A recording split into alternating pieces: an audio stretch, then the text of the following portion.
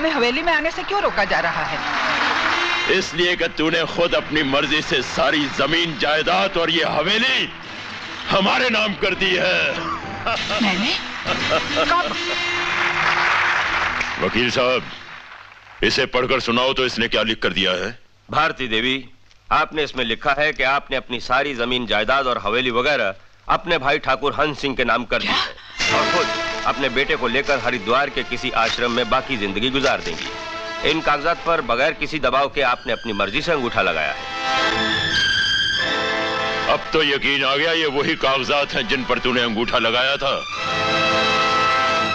अरे तू भाई है या कसाई? ऐसी नीच हरकत करके तूने राखी के पवित्र धागे से अपनी बहन का गला काटा है। अगर तुझ जैसे भाई और पैदा हो जाए तो इस दुनिया से राखी का त्योहार मिट जाएगा। इससे पहले कि मैं कसाई बन जाऊं, चली जा यहां से। कमीने, मक्कार, फरेबी, तूने धोखे से हमारा हक छीना है। मैं तुम्हें कभी नहीं छोड़ूंगी। मेरी मां पर हाथ उठाया।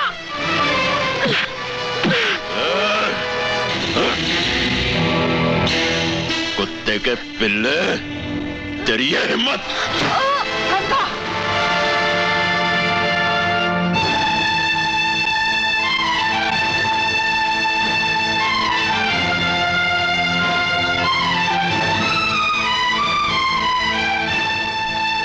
तूने एक विधवा को बेघर किया है, एक मासूम बच्चे का खून बहाया है। भगवान तुझे कभी माफ नहीं करेगा। जरूर तुझसे बदला लेगा, जरूर बदला लेगा। नहीं माँ, ये बदला इससे भगवान नहीं, मैं लूंगा। कंस मामा। कंस? हाँ, आज से मेरे लिए तुम्हारा यही नाम है, कंस मामा। आज का दिन याद रखना। आज तूने मेरी माँ की बेइज्जती की है, मेरा दूध का दांत तोड़ा है।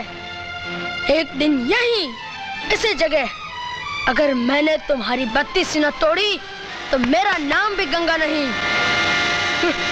चलो माँ।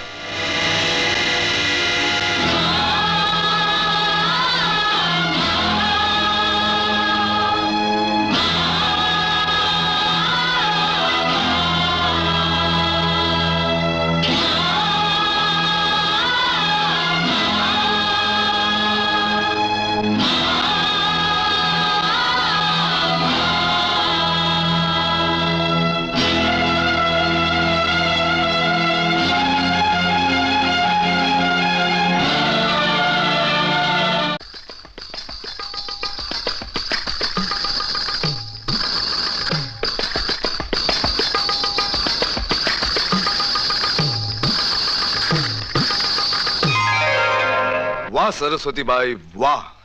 सुना था मगर आज देख भी लिया। गंगा नदी के इस पार तुम्हारे से खूबसूरत नाचने और गाने वाली कोई नहीं। शुक्रिया। अब आप लोग जा सकते हैं।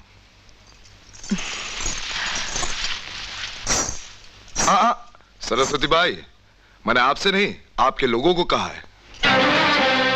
हाँ तो भाई आप लोग बाहर जाकर सुर मिलाइए, हम जरा सरस्वती बाई के साथ यहां सुर मिलाते हैं। चलो चलो बाहर निकलो। क्या मतलब है आपका? मतलब ये कि हमने भिजवाए थे तुम्हारे लिए ये कीमती कपड़े, ये जेवरात, और इन जेवरात की कीमत है सिर्फ एक रात। छोटे सरकार, तहजीब की हद में रहकर बातें कीजिए। मेरा पेशा आवाज बेचना है, जिस्म बेचना नहीं। ओह, और हमारा पहला शौक है आवाज सुनना, फिर जिस्म को फूलों की तरह सूंघना, इनकार सुनना नहीं।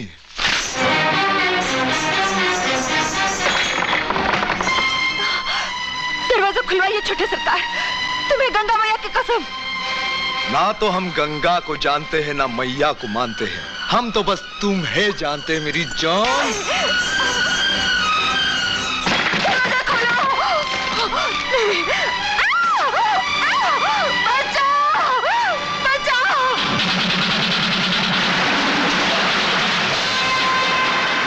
बंसी, ट्रक चला।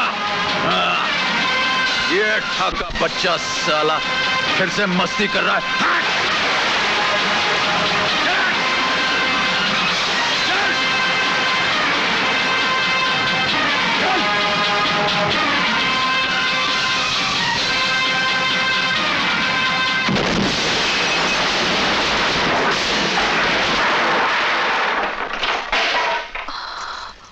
हो तुम? गंगा। इस तरह अंदर आने का मतलब? जब भी गंगा के कान में किसी मजलूम की आवाज पहुंचती है तो गंगा की ट्रक की इंजन को दुनिया की कोई भी ताकत नहीं रोक सकती। वो तोड़ती फोड़ती सीधे मंजिल तक पहुंच जाती है, समझे? और वो लोग जो इस तरह तोड़ फोड़ करके अंदर आते हैं, उन्हें हमारे आदमी सर से पैर तक एक एक हड्डी तोड़कर मौत के मंजिल तक पहुंचा देते, समझे? भीमा, शेरा, जग्गा, पीट दो इसे।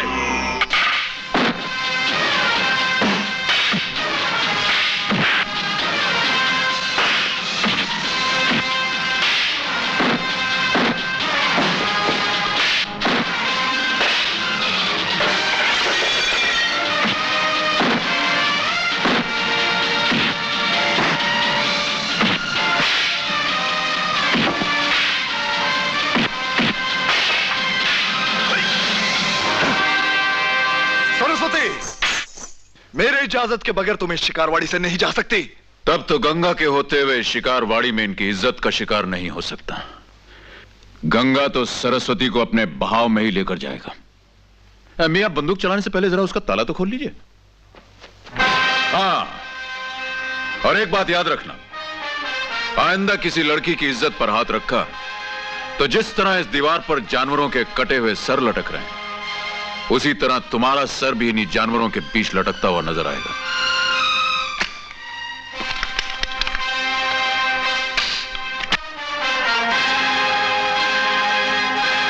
आइए, संभाल।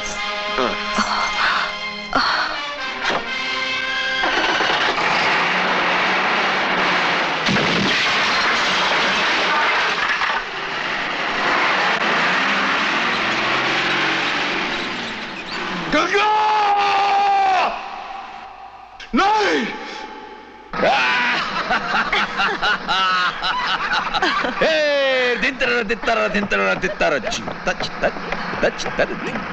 आपका बहुत बहुत शुक्रिया। आपने मेरी इज्जत बचाकर मुझ पर बहुत बड़ा एहसान किया है। इस एहसान के बदले मैं चाहती हूँ कि आप हर रोज मेरे कोठे पर आए। मैं सिर्फ आपके लिए नाचूं और गाऊं। आएंगे ना? देखिए सरस्वती जी, माना कि नाचने गाने का हमें शौक है, मगर हम किसी कोठे वोटे पर नहीं जाते। हमें तो जब मन बहलाना होता है तो ये चलती हुई ट्रक पे मन बहला लेते। चलती हुई ट्रक में? हाँ, अरे थमी हुई जमीन पर तो कोई भी मुजरा कर सकता है, चलती हुई ट्रक पे अगर कोई नाचे तो माने। ठीक है। हाँ?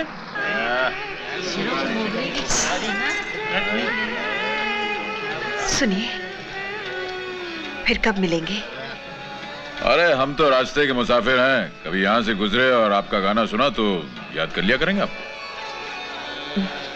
मैं जानती हूँ आप कोठे पर आना पसंद नहीं करेंगे, लेकिन जब भी आप यहाँ से गुजरे मुझे आवाज दीजिए, मैं आपसे मिलने नीचे आ जाऊंगी। जरूर। अच्छा, नमस्ते।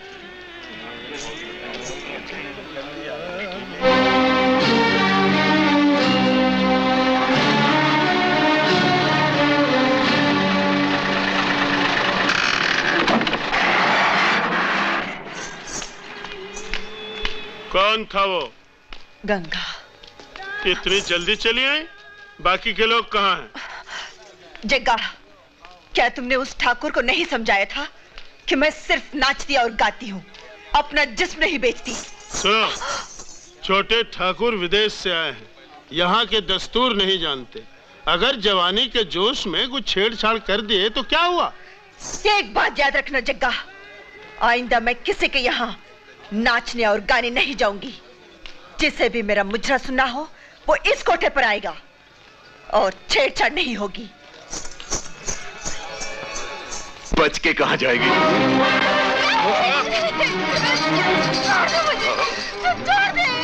भीमा!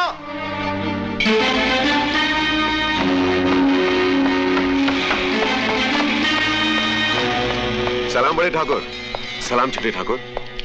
भीमा, कुंड से बंदूकें निकालो। जी मालिक।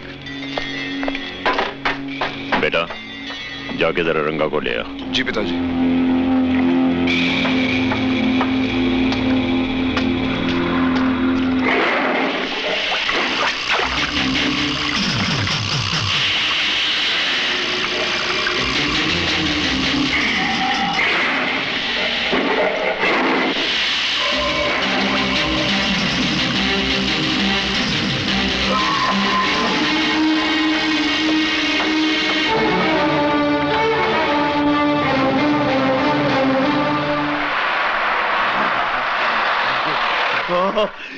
मेरे मालिक रंगा खुश।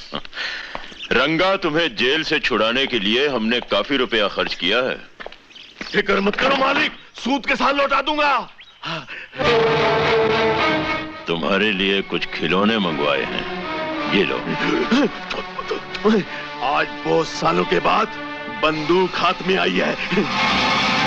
तो फिर इस इलाके में ऐसी दहशत फैला दो कि यहाँ के लोग अपने घर बार, अपनी जमीनें मिट्टी के भाव हमारे पास यहाँ से बेचकर चले जाएं। टाइगर साहब, क्या? मुझे कुछ रुपयों की जरूरत है। क्यों? वो शादी करनी है। इस इलाके में ऐसी कौन सी लड़की है जिससे तू शादी करना चाहता है? हाँ? एक जमुना।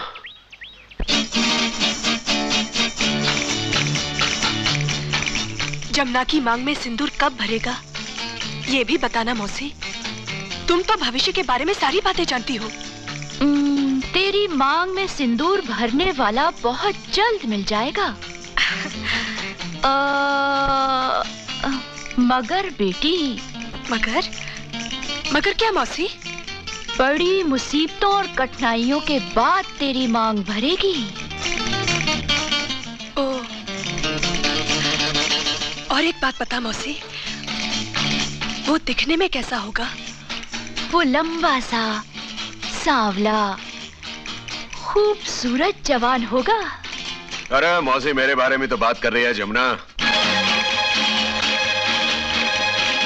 लंबा और खूबसूरत तो मैं हूं ही, और रही बात रंग की, वो कुछ दिनों में धूप में तप के सांवला हो ही जाएगा, क्यों रानी है? भीमा, मैंने तुझसे 1000 बार कहा है कि मैं तुझसे शादी नहीं करूंगी, नहीं करूंगी, नहीं करूंगी। कैसे नहीं करेगी शादी? तेरे बाप ने इसके बाप के साथ ये बात बचपन में ही तय की थी। बापू ने मुझसे ऐसा कुछ नहीं कहा था। अगर तेरा बाप तुझे बिना कुछ बताए इस दुनिया से चल बसा, तो मैं क्या करूं? पकड़ इसे और शादी के लिए तैयार हो जा। मैं नहीं पहनूंगी। अरे कैसे नहीं पहनेगी तू? हाँ? भीमा, देख, जबरदस्ती अच्छी नहीं होती। चुप बढ़िया, ज्यादा बड़बड़ की ना तो तुझे उन मगरमच्छों को खिला दूंगा, समझी? और सुन तू भी, भीमा को जो लड़की नहीं मिलती, उसकी लाश उसके घर वालों को मिलती है, समझी? पकड़े साड़ी, चल जल्दी से तैयार हो जा।